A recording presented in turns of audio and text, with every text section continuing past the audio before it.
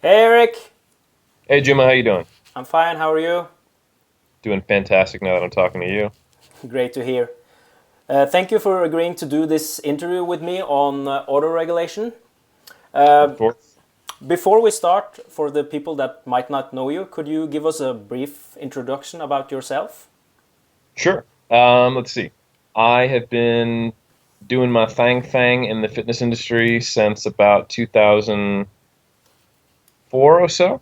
Um, Started out just volunteering when I was in the military as a physical conditioning mentor and program leader, basically. And then once I got out of the military, decided I wanted to kind of make a career out of that. Became a personal trainer in 2005. Right around the same time, I started, lifting weights, getting really in love with the training for bodybuilding and powerlifting. Started competing in powerlifting in 2006 and natural bodybuilding in 2007, um, and found that I fell in love with the science behind it all as well. So I've been educating myself in this realm for a long time. Um, Currently, I'm about halfway through a PhD in strength and conditioning. I'm studying autoregulation. I have a master's degree in sports nutrition, where I specifically looked at calorie and macronutrient needs in weight class restricted strength athletes and bodybuilders, and other master's degree in exercise science.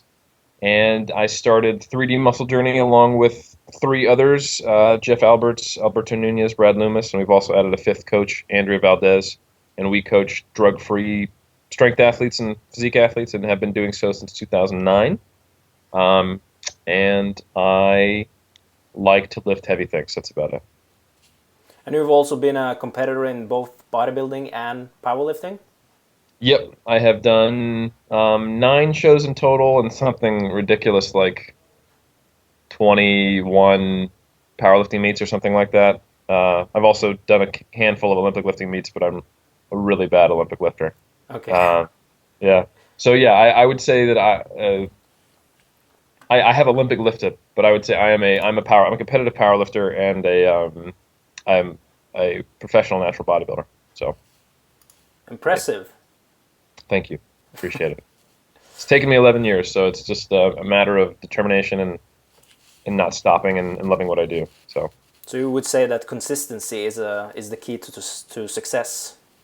I would say so. I'd say don't pursue perfection, pursue consistency. That's a great advice. Thank you. Okay, so before we go deeper into the questions, could you give us a brief introduction on the topic of autoregulation? What is autoregulation? Yeah, for sure. Autoregulation is essentially it's almost better to talk about it as a philosophy rather than thinking it's a very distinct system because there's many forms that autoregulation can take. So autoregulation is essentially the philosophy that you're trying to adjust and match your training to your current readiness or recovery status. So you can imagine that that takes many forms, and any good strength and conditioning coach or personal trainer or even a smart athlete who's just training themselves would be doing this in some form anyway. If you're let's say you're a team sport strength and conditioning coach, and you're basically having to adapt the resistance training you're doing for your team based on what they might have done for their sport specific training. And if you don't have the greatest communication with the head coach, which is really common, or if the athletes do something on the fly that you're not expecting, like they were doing, you thought they're going to be having a light practice game, and they come in and they do it. No, we did wind sprints for 30 minutes after that, and you're going, well, today clearly won't be a high volume leg day, right? Um, or something of that nature. Or it could be, like you're doing with your training right now, where you match the number of training days per week to your stress levels and schedule. Or it can be something much more um, specific, like using an RPE scale based on repetitions remaining to dictate load as a competitive powerlifter, for example. So it can take a lot of forms. Could you just briefly explain what the RPE scale is? For sure. So RPE stands for rating of perceived exertion. Way back in I think 1970, Gunnar Borg, I'm probably not pronouncing that right because I think he is Scandinavian, um, created a RPE scale that was basically from 6 to 20. Uh, um, which is the most useful scale. If I feel between 6 and 20, right, that would feel a little awkward. The reason why it's 6 to 20 is because it's based on resting and maximal heart rate estimations. So he roughly wanted a scale that matched exertion during aerobic training. So if someone is, just sitting there, you would expect an RPE of like 6. So I'm not doing anything. It's the bottom of the scale. And if they're sprinting maximally and they stopped and you ask them how was that, they might say that's 20. My max heart rate, I'm going very hard. So that was what it originally was created as way back in 1970. So you can imagine for the last 45 years, it's been predominantly used as an aerobic training intensity gauge, right? Eventually they they added a 1 to 10 scale just to make it easier to use, and they've created versions of the scale with the visual analog, so like a representation of someone running looking more or less tired, or lifting weights looking more or less tired for someone who might be having a learning impairment, or children, so they can, get a visual idea of difficulty. But only recently has there been an adaptation of the scale specifically for resistance training, and this was actually not spurred by an academic, but by a powerlifter and a powerlifting coach, Michael Tuchscherer. He started, I want to say, talking about this back in 2008, and it was basically saying, okay, instead of RPE being really hard, less hard, somewhat hard, moderate, or easy with these kind of subjective determinations, he said, let's base this on something more objective. A 10 RPE is I could not do any more reps and I could not do any more load. So if I did 3 reps and I gave it an RPE 10, that means I couldn't have done 1 more kilo, or I couldn't have done a 4th rep. While a 9 RPE means I could have done 1 more rep, and a 9.5 means I couldn't have done 1 more rep, but maybe another kilo or 2, that kind of thing. So it's basically changing the RPE scale from a subjective determination of difficulty to how many repetitions and remaining that I have. So an 8 would be 2, a 9 would be 1, a 7 would be 3 more reps, and then some versions of the scale has 0.5, where there's basically a lack of surety. Like, I don't know, either 2 or 3 might be a 7.5, or either 1 or 2 might be an 8.5. So that's essentially what the RPE scale based on repetitions in reserve is. I think also Brad has talked about using reps to failure instead, because it's easier to people. Yeah, it's not necessarily like instead is what I would say. Brad, he cited Hackett, 2012, which is a study where it's a great study, because what they did was they compared the old RPE scale that I was talking about, that 1 to 10 Borg scale, to just how many repetitions do these bodybuilders think they can do. So what they did was they had these bodybuilders do, I think, 5 sets with 70% of 1 RM, right? And they would do, I can't remember which set they took to failure, the 3rd or 4th or 5th. But to a randomized order, they would either report an RPE or how many more reps they think they could do before they'd hit failure, right? So what they'd be doing their squats, right? And on like the 10th rep, they'd stop and verbally call out either the RPE or how many repetitions remaining they had, and then they'd keep going, so they could compare the actual number of repetitions they could get to their predicted, and then they could also compare that, because they randomized the order, to the RPE. So they found that the repetitions to failure in these trained bodybuilders doing bench and squat was more accurate than RPE. So for example, they might go to failure, but they wouldn't rate it as a 10, because the subjective Borg scale says really hard or extremely hard. It doesn't say couldn't do more reps, couldn't do more load. And, for a bodybuilder who's used to training, you could imagine that, 1 set to failure doesn't feel like the hardest thing they've ever done in their lives. They might think of, I had to do that HIIT cardio session after a leg day, and that was really harder. So it basically is highlighting a consistent problem that's been shown in the research, that people don't call sets to failure a 10 RPE on the traditional scale. However, if you make the scale based on repetitions in reserve, they would rate it as a 10, which is something that myself and Dr. Zerdos have explored in recent research. But so Hackett basically showed that these trained bodybuilders were very good at estimating repetitions to failure, and especially the closer they were to failure, obviously, right? Like if they stopped and they called it out and they had to do 10 more reps, they might be off by a fair amount. If they stopped and they thought, I can only do one more, and they did the one more, then they failed after that, and they're really accurate. So you can tell the harder it is, the closer to failure, how close you are. Now, the reason why I think there's value in having a scale, an RPE scale, that isn't just based on how many reps do I have left, is because for a few reasons. You can have an uncertain number. It allows uncertainty. Instead of saying I have to have 2 or have to have 3 left, you could say 7.5 if you're not sure. Additionally, because of that issue where the further away from failure you get, you're not as accurate, you probably shouldn't have the ability to say, 10 reps left. Because honestly, people don't know if they have 10 reps left. They might know if they have 1, 2, 3, maybe 4 reps left. But if they've got more than that, they should probably provide some uncertainty. So for example, the RPE scale that Zerdos and I validated and are still working with for a lot of research projects, once you get down below an RPE 7, there's uncertainty. So for example, an RPE 5 to 6 means that there is 4 to 6 repetitions remaining. Then we go back to the old Borg scale. So like an RPE 3 to 4 is light effort, while an RPE 1 to 2 is little to no effort. Because if I told you to take, say, 50% of your 1 rep max and do 2 reps, you wouldn't be able to tell me how many more reps you could do. Some people will be able to do 10 more, some people will be able to do 20 more. It just depends on how good their muscular endurance is, right? And what kind of experience they have with training and what type of training they do. So in that case, it's probably better to say, yeah, that was light effort. And if you were just doing like your bar for the warm-ups, you did 5 reps at the bar before you went to 60 kg or something like that, that would be little to no effort. So it's a blended scale because of because that study by Hackett showed us that you have RPE more reps than a few to failure. Now that said, most of the time a bodybuilder or a powerlifter is going to be training within maybe 1 to 4 reps of failure most of the time. But that doesn't mean that there would never be a place for using those lower values.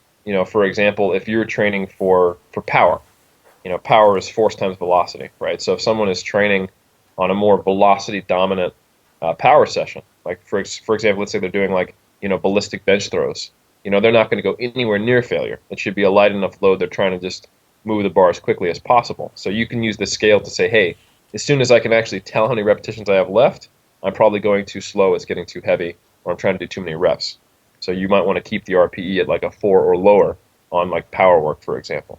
Or if you're trying to gauge to make sure your warm-ups aren't too heavy, you could say, I want to keep my warm-ups a 5 or lower, that type of thing. So yeah, I think whether you're working with just saying how many repetitions in reserve you have, or if you actually have an RPE scale, those are probably both much more valuable methods than a traditional 1 to 10 or 6 to 20 RPE scale that was validated using aerobic exercise. That original scale can work for resistance training, but there are those issues when you go to failure that you're not going to represent an actual maximal load with a maximal RPE. And I would say probably a better use of the traditional RPE is to get something that that is called session RPE. So if you're doing basically, if you're a team sport athlete and you're trying to get, a team sport strength conditioning coach, and you're trying to get a total amount of stress that the athlete went under, you'd say, okay, we had a 60-minute session, and then after a 10-minute cool down, they rated that whole session as a 7. So you multiply 60 by 7, and you get an arbitrary number of like load or stress, and then you can kind of monitor over time how that goes. So there's a lot of different ways to use RPE, but I'd say if you're specifically just doing resistance training, if you're a bodybuilder or a powerlifter, probably the best usage that we have right now is something based on repetitions in reserve or how many reps to failure you have. Next question, Eric. As you mentioned, you're currently doing your PhD on autoregulation, and you've probably read a lot of the research on autoregulation. So, Yeah. So what, if you could just give us a brief answer to it, what does the research actually show on autoregulation? Right. So it's tough to be really, really distinct with this answer because, like I said, autoregulation can take so many forms. But there have been a handful of studies out there where some type of autoregulated model was used, whether that was, hey, based on how you feel today, I want you to choose one of these 3 workouts, or, hey, we're going to have a specific increase in load or decrease in load based on your performance on that day. And they found that comparing that to a more like a strict program where, Monday is always this, or, we always try to increase load this amount, produced better strength gains. So that's one interesting finding, is that there seems to be, when you have a structured model where you embed autoregulation into it, whereby it may allow you to progress at a faster rate, which makes sense because you're trying to match the stress to your readiness. Okay, great. If someone is new to auto-regulation, how would you incorporate it in a workout? An easy Yeah, way to so do? yeah, my specialty in the area that I'm specifically researching for my PhD is the utilization of that RPE scale that's based on repetitions and reserves. So that's where I'm most qualified to answer that question. Um, so the thing about RPE is, not only is it easier to track when you're nearer to failure, but Hackett was a study on trained bodybuilders, right? Um, so what Dr. Zerdos and his lab and what I collaborated on, we did a study where we had people doing squats, going up to a 1RM, and then also doing a back offset 70% for 8 reps, and then rating an RPE there. And what we had was, we had a group of novices and a group of pretty well trained lifters. So we're talking about, on average, with a group of men and women, 2 times body weight squat in this group, and then just slightly over body weight squat in this group. So some pretty variable levels of experience, and on average, I think 5 years of resistance training experience, and on average, maybe 6 months. So there's a big difference when you're trying to use these RPE scales when you don't have resistance training experience. When you've been lifting weights a long time, and you have years of training logs behind you, and you've tried multiple different ways of training, including training to failure and maxing out, you're going to be much more accurate at gauging how many repetitions remaining you have. And when you are a novice, that's not going to be the case. And that was the main finding we had in our study, was that there is a significant difference between the ability to rate RPE as a novice versus an experienced lifter. So if you're new, whether it's new to lifting or new to using the RPE scale, my advice is, don't try to use it to program load, right? Use it to track, just like kind of like part of your workout log. So, for example, there's 2 ways you can use an RPE scale. You can do your workout, based on maybe percentage 1RM, for example, and then just afterwards you are writing an RPE, and you're seeing, how does that changing over time. You can use it as basically what I call athlete monitoring.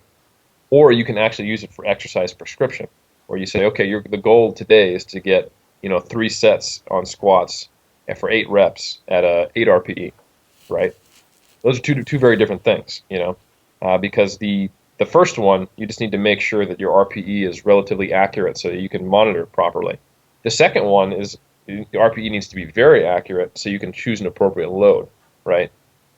So a novice would probably not be the right person to use for prescription until they become accurate enough with the RPE. So my advice for the person who wants to try to use RPE to program load is to spend maybe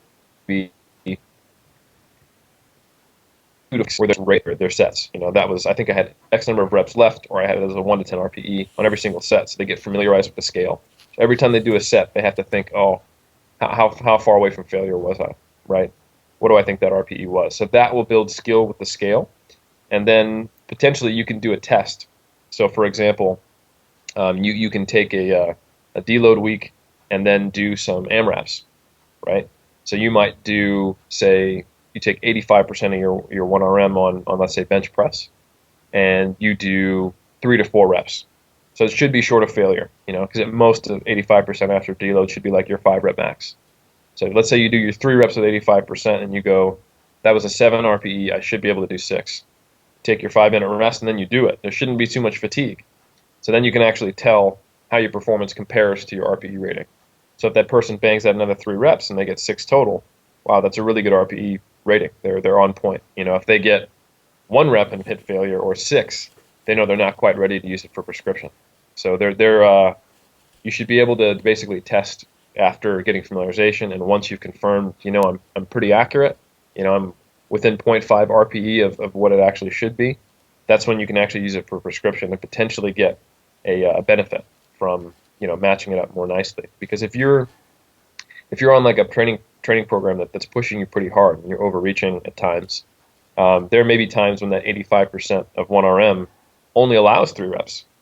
But if you just use the textbook version of repetitions allowed at certain percentages of 1RM, you might go, oh, that should always allow 5 reps. And if you come in and try to do 5 and you hit failure on your 4th rep, that can be you're missing volume and hitting failure when you're not intending to, and B, it can be psychologically stressful, especially for a strength athlete who's always focused on that kind of progressive overload, to miss reps. However, if they have an understanding from using the scale that my strength performance varies. So long as if I back up far enough, I can see that it's varying but going up. I don't have to worry about those dips. Okay, no worries. I'm going to do 5 reps at 8 RPE, even if it's a lower weight than it was last week. So long as 6 weeks from now, I'm lifting heavier in general. So basically what you're saying is that you should get familiarized with the RPE scale for yourself before you try to incorporate auto-regulation in your workout routines? Definitely, yeah. Before you actually use the RPE to prescribe load and to dictate how much weight you're lifting, you should simply use it as a monitoring tool to familiarize yourself with it. And who would you say would get more advantages to use the auto-regulation? Would you, like you talked about that both beginners, novice and advanced people can use it, but would you say that the more advanced you are, the more beneficial it might be to use auto-regulation? Yeah, I would say that it makes more sense for an intermediate or advanced person to try to use RPE, because that's when you get to the point where you have to overreach to progress a little more. That's when your performance might be a little more variable. With a novice, if you're following any kind of reasonable training program on a week-to-week or even workout-to-workout basis, you can make these linear increases in load and not even be near failure, and you'll progress. So if you've been in the gym, a year or longer, and you're training for strength or hypertrophy, I think it can definitely be a more appropriate tool than someone who's just started. But I would say that a novice, just to track RPE, not to use it to prescribe load, that would be a good thing to build awareness. If they're always thinking in terms of, okay, I know the absolute intensity on the bar, I know the intensity of load, but I need to think of what is the intensity of effort. How far from failure was I? That builds in them a better awareness of what their capabilities are and how they're changing. So it still has value. So Olga, that's 50 years old and works out 2 times a week, she doesn't need to auto-regulate her workouts? No, see, the thing is I think we're using auto-regulate a little broadly right now when I'm basically just talking about RPE, and that's just one form of auto-regulation. If you want to use like the flexible nonlinear periodization model, which is basically where you come in and you decide, how ready do I feel? Should I be doing a light, moderate, or hard workout? That might be very appropriate for Olga. If Olga has a very stressful job, or if Olga has 6 kids, and she comes in on Monday and she's meant to do a very hard workout, but she said, "Oh, I'm just wrecked," and her personal trainer goes, "Well, that's okay. We'll just swap your workout days." That is auto-regulation, right? So, so I think that is something that can be used at all levels. And same thing with like a structured progression model, where if we're going to do an AMRAP at the end of every week with our one or 2 main lifts, and if we go, okay, we're using 85%. If I get 3 reps or less, I need to decrease load next week. If I get 4 to 6, we're going to keep it the same. If I get 7 or more, we're going to increase it. Those are things that can be used at all levels. But when we're talking about the RPE scale, I think that is something that it takes skill to use. There needs to be some familiarization. Okay. Thank you so much, Eric, for this brief discussion on auto-regulation. I understand that you have 2 books coming out on both training and also nutrition. Could you just mention a bit about them? Yeah, totally. So I back in 2013, if you follow me on the YouTubes, our channel Team 3DMJ, I made a 6-part series called the Muscle and Strength Nutritional Pyramid, which was basically a way to organize priorities and to give kind of a tutorial on how to set up a nutrition plan, whether your goal is to put on muscle, lose fat, or whether you're a bodybuilder, powerlifter, or a recreational trainee. And it was, I think, not to blow my own horn, but so often in our industry we just give out information without context, like 10 foods to 10 superfoods, or is your pre-workout nutrition holding back your gains or something like that, and you know may not, but it doesn't necessarily explain to you its level of importance. Like, let's say someone did write an accurate peri-workout nutrition article. If you followed that to a T, but you hadn't actually thought about what your calorie intake should be, or your macronutrient intake over the whole day, or following a diet that you can actually adhere to, whether or not you have protein pre or post workout really doesn't matter. That's not going to help you get to your goals until you focused on, step 1, 2, and 3. So basically, that was what that video series was about. It's one of our more popular series on our website, and I think it had potential to be built upon, updated, and even made into a book format, a much more in-depth book format with references, so people could go back easily and see different parts. So anyway, I followed that video series up with the training version of it in 2015, and now, well, earlier this year rather, and now coming out end of 2015, early 2016, we've actually created, myself and Andy Morgan and Andrea Valdez, they've really helped make these books into what they are, 2 ebooks. So they're available on muscleandstrengthpyramids.com, and they're going to be coming out literally within a week. And I think they are some of the best things that I've ever done as far as my life's work thus far. They have sample training programs to help you understand the concepts for novice, intermediates, and advanced for goal of powerlifting or bodybuilding. There's a calculator that you get access to if you do the nutrition book, where you can set up a nutrition plan based on your goals and experience level and body fat percentage, all those types of things. And yeah, we're giving away sample chapters right now if you go to that website and sign up. So I'm excited. Sounds like a good deal. I think so. Yeah, you think so. Yeah. Do. I've also heard some Totally unbiased. Yeah. Totally unbiased. Yeah. Also heard some rumors that you have some cool pictures in there. I do. Yes. We've updated the cart before the horse image, which is kind of the tag image from the original series. That's a saying that means that you're focusing on minutia before you actually get the big picture down. So we asked a bunch of people on Facebook to try to draw in a very short period, give them just a few minutes, to draw someone in a cart that's in front of a horse, and we had something like 10, 15 entries, and we actually had some really good pictures and then some very hilarious ones. So we had a guy, Gavin, who won the actual the award, drew the picture, and then we had maybe I think 10 different ones made into a collage that we put on the second page. They're pretty funny. So I think you should have chosen Spencer Nadolski's picture, actually. It was good. Well-hydrated horse. Yeah. Well-hydrated horse.